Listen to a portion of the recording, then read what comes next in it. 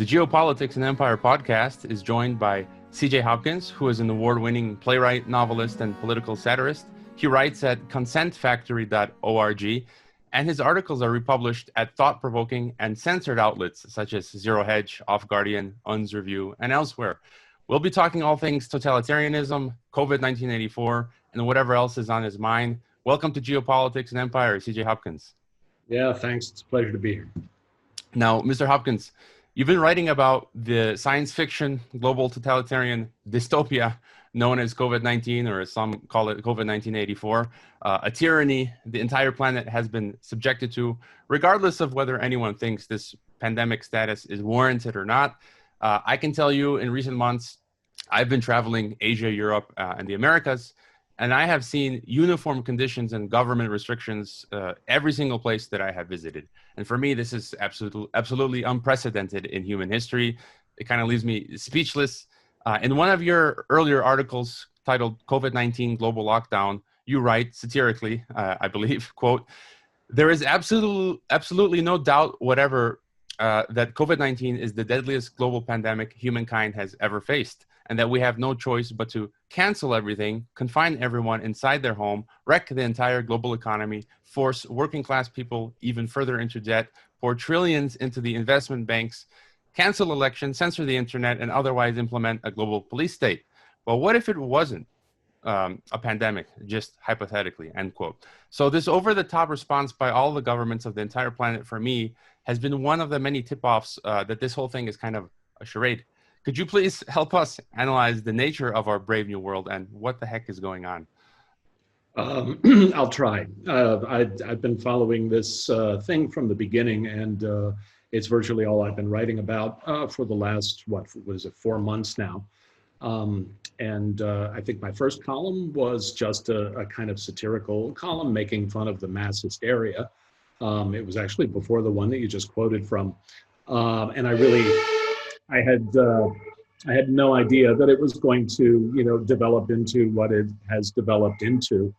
My theories or my opinions about it have been evolving as we go. I still believe that there's an actual virus that people actually get, and that it kills, a minority of people. And I don't believe that the entire thing is fabricated at all.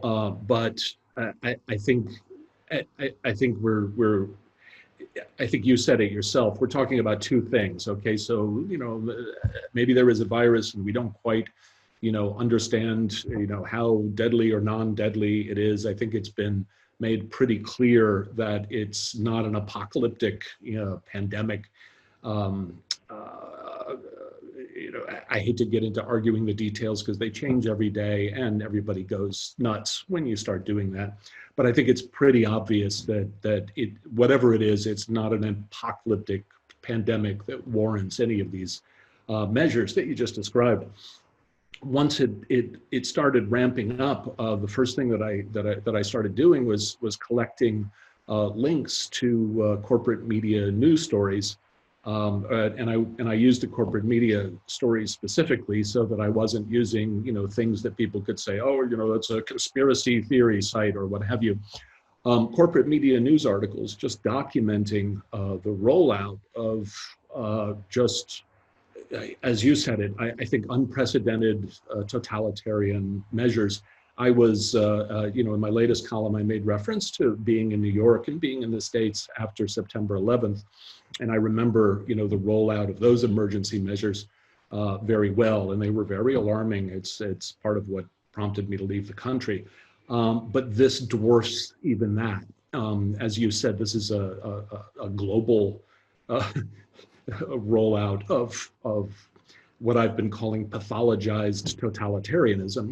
It's not jackboots and soldiers and big Nazi banners and what have you, but it is totalitarianism nonetheless. If you go back and look, the OffGuardian, the outlet, one of the outlets that one of the banned outlets that publishes my columns pretty regularly, they collected those links that I tweeted originally, and you can go back and look at them. There's over 100 of them.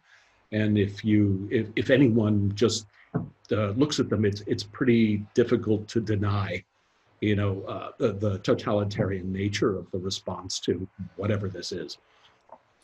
Yeah, and as you say, like, I don't think anyone needs to use any of these, let's say whatever they call them, fringe sources. If we use just all of the official mainstream sources, they become more Orwellian. They say use masks, don't use masks. They say, like basically 2 + 2 = 5. We've ended up at that point. And maybe if you could just tell us what were some of the giveaways that made you question the narrative, and as well as, if you could paint this totalitarianism that we're experiencing. You said it's not boots on the ground, but I think in some cases it is, or it's bordering on that, because we've seen soldiers or police locking people into their homes and this sort of thing. That's exactly the stuff that's documented in all those links that I was talking about. As well as the new surveillance measures, contact tracing, and what have you that they were rolling out. But I documented quite a lot of the police brutality and the just frankly police state measures. In France, people had to actually have permission papers to leave their homes. And people that, walking outside of their homes in France, were stopped by the police and questioned as to, what are you doing outside of your house? There are a few, I think, really well-known stories that are in those links as well. A woman, I believe it was in France, it might have been Spain, who left her house, and someone called and reported her to the virus police, and they came and wrestled her to the ground and beat her, and people were out on their balconies, shouting verbal abuse at her. From the balconies. This was really chilling when I saw that. And there are just countless examples of this, really in Australia, the police brutalizing people who were, protesting against the measures. The police, tracking people who had gone to protests and then showing up at their house later to interrogate them. And then there's the well-known stories in New York of, the woman who was wearing her mask improperly on the subway and, was brutalized by the police and arrested. There was the famous guy in Philadelphia who was, brutally pulled off of a bus and arrested for not having a mask on. So you're absolutely right. And I didn't mean to downplay that. We're absolutely talking about police state measures. There's a picture that I've tweeted a couple of times of they've set up a watchtower, a social distancing watchtower on Oxford Street in London, right? Where there's a police person is manning the watchtower. And I could go on and on with examples, but you're absolutely right. That is very much a part of it. All I meant by it is that it's a pathologized totalitarianism. It's not being rolled out in the name of a new political ideology. In fact, it denies that it is an ideology at all, and it seems to be hiding behind and justifying itself with this apocalyptic virus. And that's how it differs from, I think, totalitarianism that we know throughout history. Yeah, I just read yesterday that Uber now will be participating in the contact tracing in all countries, and so I promptly deleted, uninstalled that app from my phone. And some of the things that get me are like, now they're telling you to wear masks in your own home, which I think for anyone reasonable is insane. You're sitting in your home by yourself, or in Melbourne where they locked down entire apartment complexes, and for at least a week there were police stationed on each floor, and you could not leave your own apartment even to go shop and buy food, which for me is absolutely crazy. But I thought I'd get your take on, I think from your writings that you are leftist-ish. I'm more of a conservative, but as listeners of the podcast know, I find that well-informed people from virtually any philosophical or ideological perspective may hold profound insights such as you do.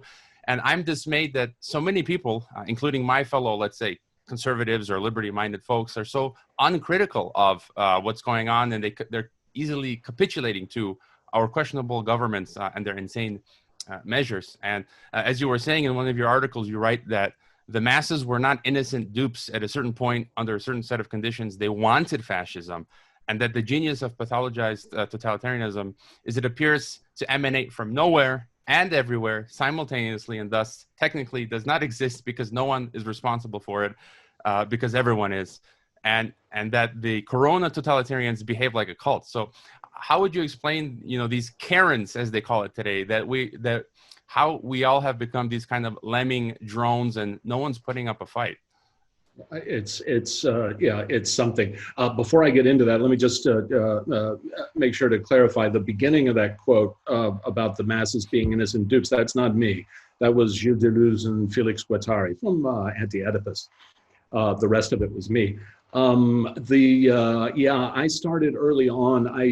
I normally try to satirize, people in positions of power and corporate media outlets and politicians and what have you. But pretty early on in this, I also started addressing people, just regular people. You referred to them as Karens. I don't particularly like that phrase. To me, they're totalitarians. This is how totalitarianism works. At one point I posted something just trying to remind people that, Americans anyway, I'm an American, and most Americans, when you say totalitarianism, the first thing they think of is Hitler, right? And the Nazis, were just really a handful of guys, right? The way totalitarianism works is it works with the masses. And we're witnessing it right now. I did address it in one of my columns, I think more than in the others. I think in one sense, it's pretty simple. It's if you just scare the living shit out of people, you can control them. And I think that the hysteria that was pumped out at the beginning of this pandemic was sufficient to just scare people to death. And unfortunately, I think the majority of people respond to that kind of fear by looking for who's in control or who is going to be in control, and who's the most powerful person in the room, and let's get with him. I think it's an ancient instinct that we all have, coded into our genes, is find the biggest, meanest monkey, because he's probably going to be the one left, after the fight's over, and let's all get with him. And so that's a lot of what we're seeing, is people just reacting to fear. And you mentioned you're an American. I am as well. And also after 9/11, well, it took me a few years to figure out what was going on, but I decided to permanently leave the States. And every now and then I make trips into the belly of the beast, into the empire.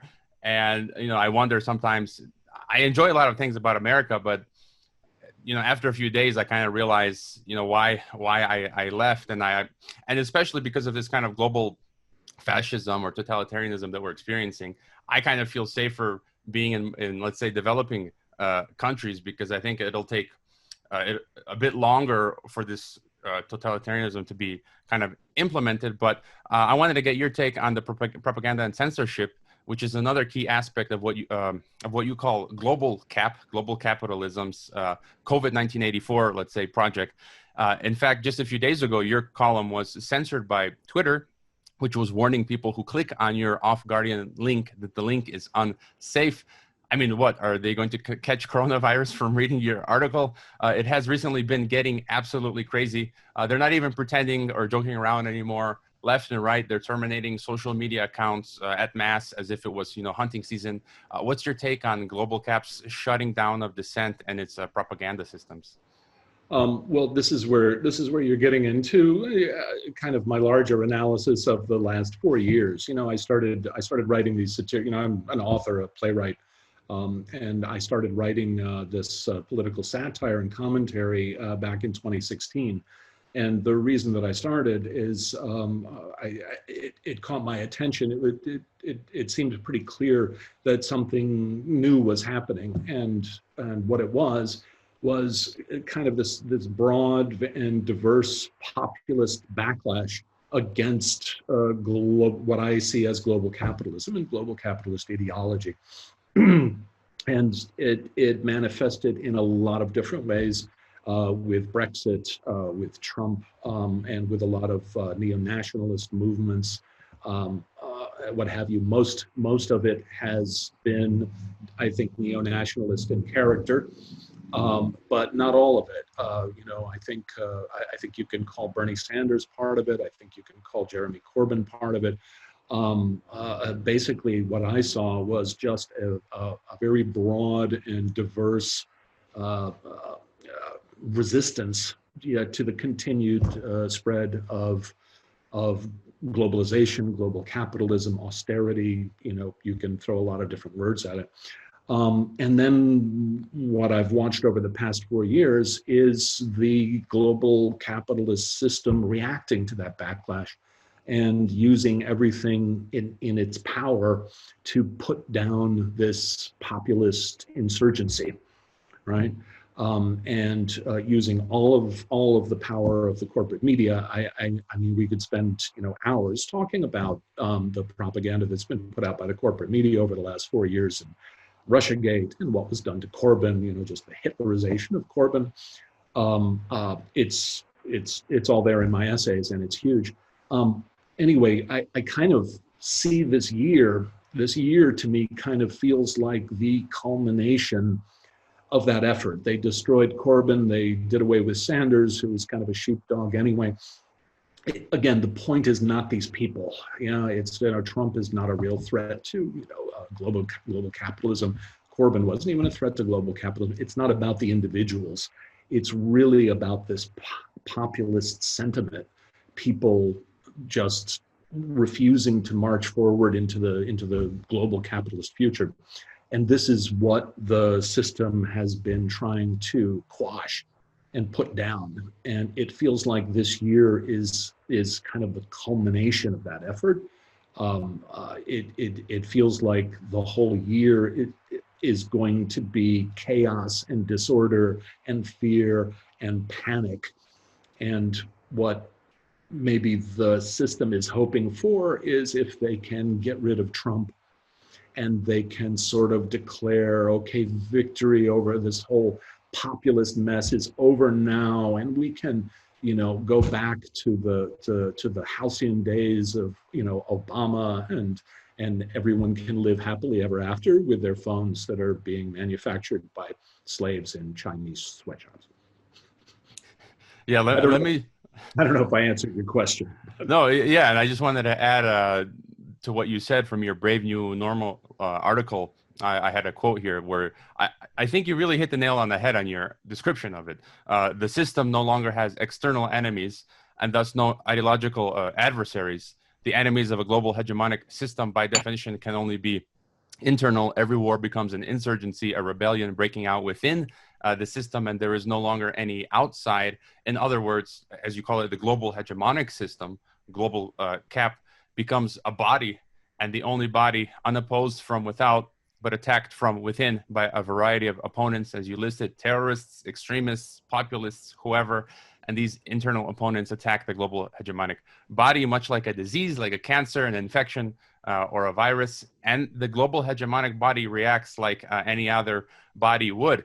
I might disagree with you on the who. I would agree that an element of that global hegemonic system is some form of capitalism. I might say maybe it's teaming up with global Marx now, or some kind of global government or oligarchy. But whatever it is, whatever the case is, it's attacking all of us. And I kind of had a further question, kind of getting your thoughts on the future, because I'm not very optimistic or hopeful right now. And don't get me wrong, I'm putting up my dukes for as long as I can, but I'm also preparing for the worst. And it seems you're not terribly optimistic, because you wrote in your latest piece, Global Über Alles, we are experiencing the culmination of the effort to put down this insurgency, as you're describing, and ensure that it never happens again. That global cap, I mean, it's pretty funny how you put it, that global cap is teaching us a lesson.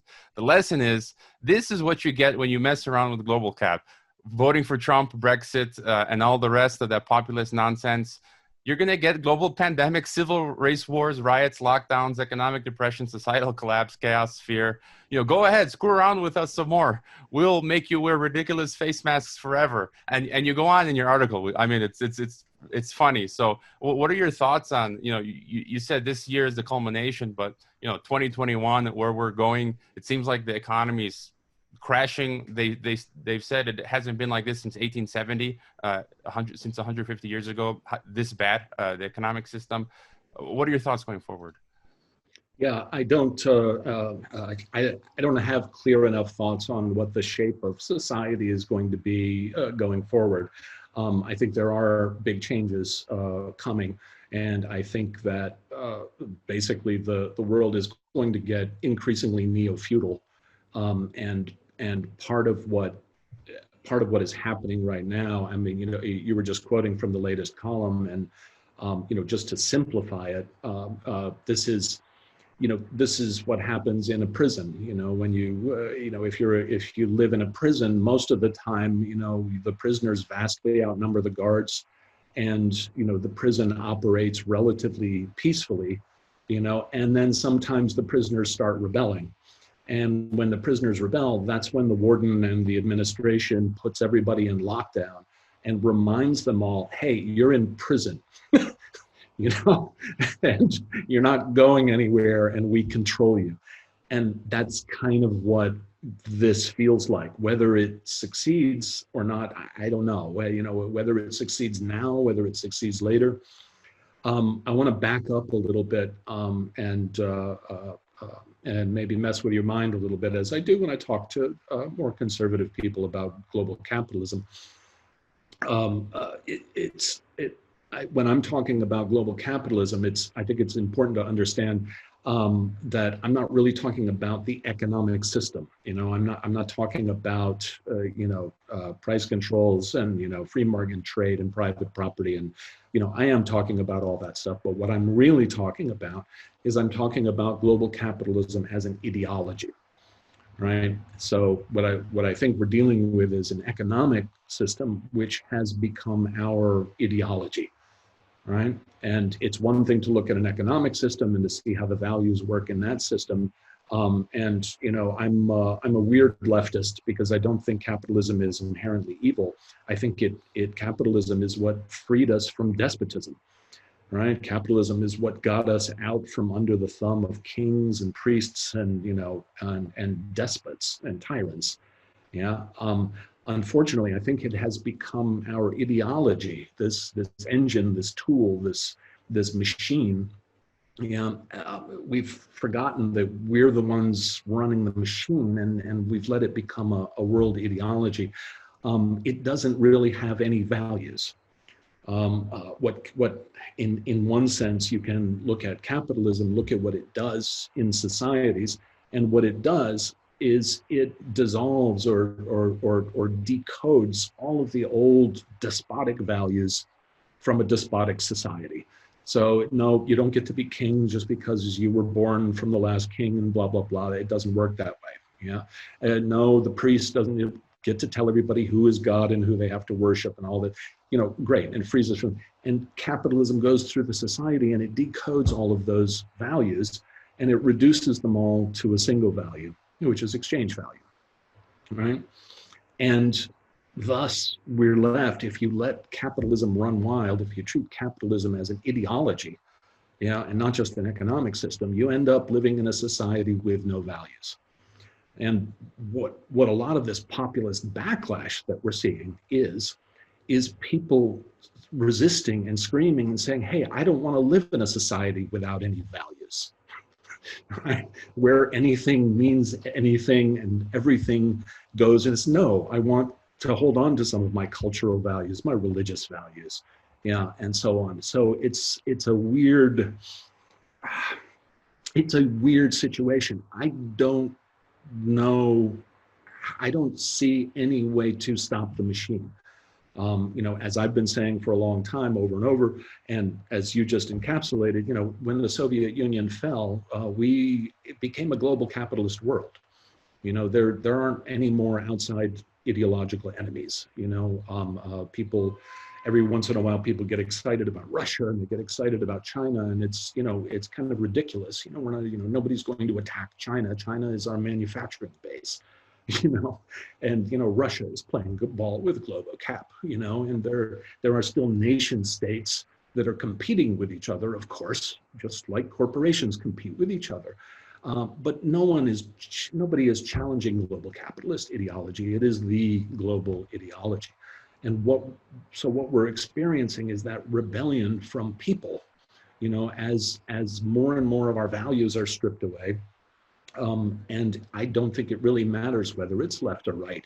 On the conservative side, there are a lot of religious people and people who just have traditional values and they want to hold on to those. On the left side, there are socialists who have social values and cultural values. They want, they want to take care of the society and they want to hold on to those. And capitalism just doesn't have any global capitalism doesn't have any room for that. Things need to be privatized and commodified and exploited.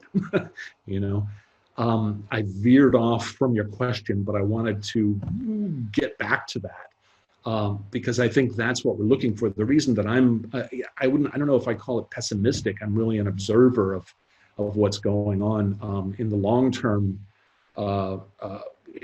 I don't know if I'm optimistic, but in the long term, I feel like it's life and it's evolving and we're going to end up wherever we end up and it'll be interesting. In the shorter term, I don't see anything that is going to stop the onward march of global capitalist ideology. I think there are going to be continued rebellions and resistance to it, but I don't see anything that can stop it. A lot of what you said reminds me of my conversations with the cultural historian Morris Berman, who I've spoken with a number of times, and how one of the fallout is we've lost our values, just as you said. And I might add from my perspective that this global capitalism, as you described it, is like a vehicle. It's this powerful vehicle, and whoever takes charge of it can do what they want with it. And we're seeing that happen now. Is there any other issue that, I haven't brought up or asked that you think is important to look at? Well, I think that issue, the issue that we're just talking about right now, really is the key issue. I tried to stress this. I've got another book coming out in September, just a collection of my essays, the Consent Factory essays, and I focused on this a lot in the introduction, in the introductory essay that I wrote. To it, I don't see global capitalism as a machine that people get a hold of, they get control of. It's not really, to me, it's not really a question of who gets control or who gets a hold of the machine. I think the machine is running us. People get very excited about whoever, George Soros, Bill Gates, pick your bad guy, Donald Trump, Barack Obama. People get very, very excited about these individuals as if individuals are shaping history, and they're not. The individuals in this global capitalist system that we live in, individuals are interchangeable. It's Biden, Obama, it doesn't matter. Trump is an aberration and they need to make an example of him. It's not because Donald Trump has any real power or represents any real threat, but he's an unauthorized president. Nobody gave him permission to become president, and they need to make an example of him so that this thing doesn't happen again, right? But the rest of them, Clinton, Obama, Biden, the Bushes, these people are interchangeable. It really doesn't matter. The same way, to take it back to the coronavirus thing, I was just talking with somebody the other day, and they were saying, well, who coordinated all of this? Who told everybody to, overreact and institute all of these police state measures, and, who's behind all of this? And, and my opinion is there's nobody behind all of this. You just read the quote from one of my pieces. It's a systemic reaction. The system is reacting to this internal, insurgency. Nobody is conspiring. Nobody's telling anybody to do any of this stuff. They don't have to. Everybody knows what to do. Right? Everyone in a position of power, in global capitalist power, I think understood from the beginning, that this year, 2020, was going to be a complete chaotic mess, and that it has to be. After 4 years, of telling the world that, the Nazis are back and fascism is on the rise again, and the Russians are trying to destroy democracy, and whipping up all this mass hysteria, they kind of had to, to let it all culminate in a year of, total chaos, right? Nobody's running it. The system is running us. Everyone knows automatically what to do. The journalists at The Guardian, they don't need to get a memo from anybody, telling them to print propaganda. They know what to print. They're reacting to events. And the same goes for everybody else in the system. And I think to answer your question, to me, the thing that I have been most focused on is trying to repeat, not too often, but I do repeat it a lot, trying to repeat the fact that we're no longer living in a world of nations conquering other nations, of nobody's going to conquer anybody. We're living in a global capitalist world where one ideology rules the entire planet.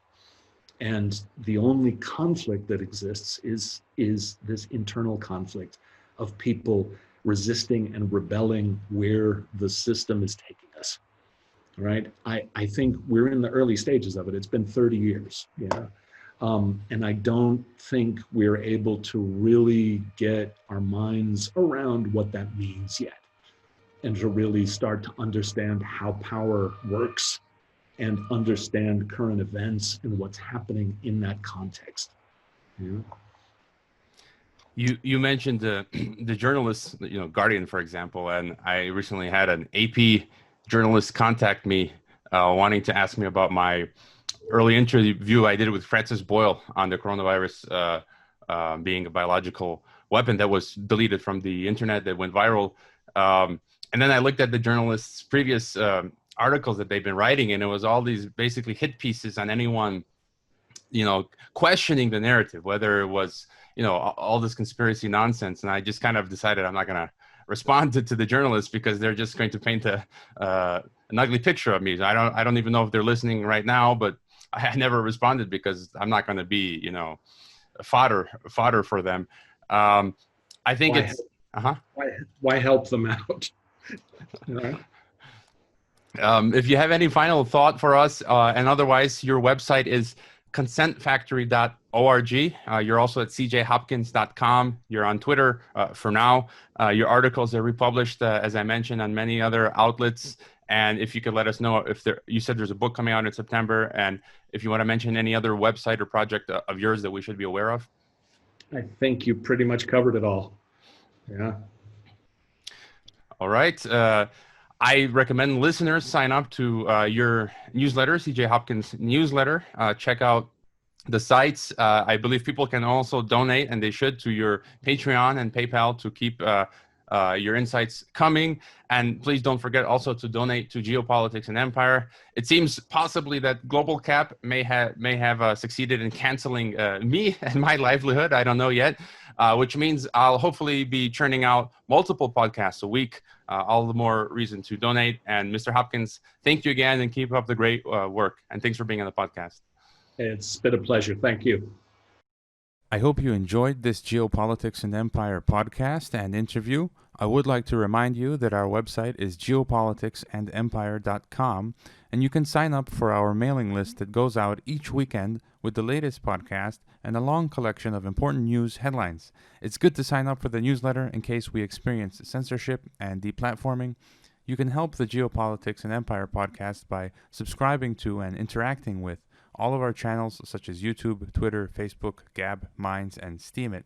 You can also help us by leaving a rating and review on your favorite podcast platforms such as iTunes, Castbox, Stitcher, Spreaker, and so on. Finally, if you value our work and our mission and would like to see us continue interviewing experts from across the political spectrum, please consider leaving a one-time donation via PayPal or Bitcoin, or becoming a regular monthly supporter on our Patreon. All the links can be found on geopoliticsandempire.com. Thanks for listening.